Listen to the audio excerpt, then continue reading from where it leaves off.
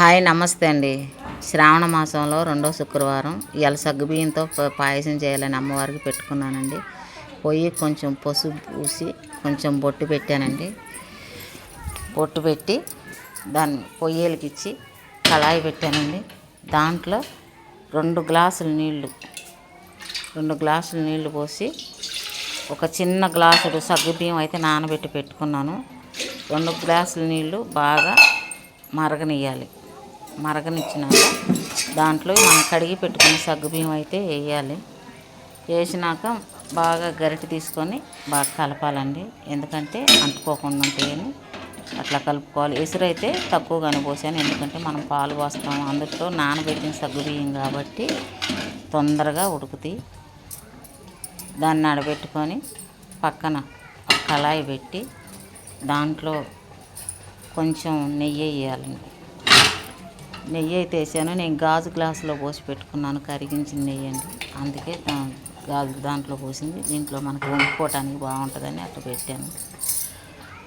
పక్కన కొంచెం కిస్మిస్, కొంచెం జీడిపప్పు వేసి కొంచెం సిమ్ములో పెట్టుకోవాలి. మంట సిమ్ములో పెట్టి వాటిని వేయించుకోవాలి. సిమ్ములో పెట్టి వేయిస్తేనే దోరగా ఏగుతాయి. కొంచెం మంట హైగా ఉంటే మాడిపోతాయండి. సిమ్ములో పెట్టుకొని అట్లా దోరగా వేయించుకొని వాటిని పక్కన ప్లేట్లో పెట్టుకోవాలి.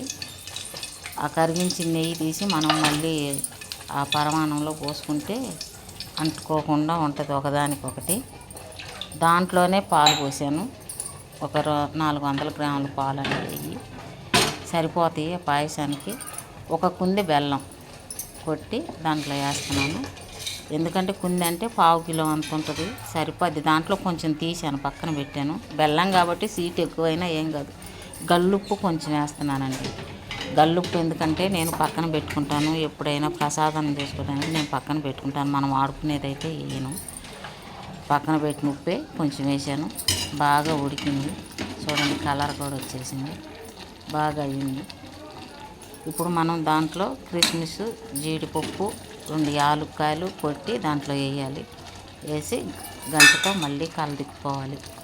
దాన్ని కలదిప్పుకొని ఎప్పుడైనా మనం ప్రసాదానం చేసేటప్పుడు, నేనైతే ప్రసాదానం చేస్తుంటే నాకు కొంగు తీసుకొని ఇట్లా ముఖానికి కట్టుకుంటానండి, ముక్కుకి నోటికి. ఎందుకంటే మనం మా ప్రసాదం కాబట్టి చేసేది అట్లా కట్టుకోవాలి. నేనైతే అట్లా కట్టుకుంటాను. బాగా తిప్పి మనం కాసిన పాలు పక్కన ఉండేవి కదండి, కొంచెం చల్లారుతాయి. మనం పాయసం కింద కూడా ఆపేసేయాలి. ఈ చల్లారిని పాలు తీసి దాంట్లో పోయాలి. పోసి బాగా కలదిప్పాలి. కలదిప్పితే ఏంటంటే గట్టిగా కాకుండా బాగుంటుంది. మనం వేడి మీద పోయకుండా కొంచెం చల్లారినాక పోయాలి. చల్లారినాక పోతేనే బాగుంటుంది, తొందరగా గడ్డగట్టదు, బాగుంటుంది. అందుకని అట్లా చల్లారనియాలి. దేవుడి రూమ్లో పూజ చేసుకోవడానికి వచ్చామండి. చూడండి, దేవుడి రూమ్లోకి వచ్చాను. దీపారాజన చేసి కడ్డీలు వెలిగించి కడ్డీలతో దీపం వెలిగిస్తున్నానని. మనకున్నంతలో భగవంతుడు మనకి శక్తి ఇచ్చినంతలో మనం చేసుకోవాలి. వాళ్ళు బంగారు పూలు పెట్టారు, ఇల్లు ఎండి పూలు పెట్టారు, మనకు లేవని మనం అనుకోకూడదు. మనకున్నంతలో మనం చేసుకుంటే ఈ శ్రావణ మాసం పూజ చాలా బాగుంటుంది. మనకు దేవుడికి చేసుకోవాలని మనకు కోరిక కలగాలి. భగవంతుడు ఆయనే మనకి దారి చూపిస్తాడు. ఎప్పుడైనా అట్లా ఆలోచించుకొని మనం పూజ చేసుకోవాలి. అప్పుడే మనకి సంతోషంగా ఉంటుంది. భగవంతుడు మనల్ని చూసి ఆనందిస్తాడు. ఎప్పుడైనా అట్లా చేసుకోవాలండి. అంతేనండి. బాయ్.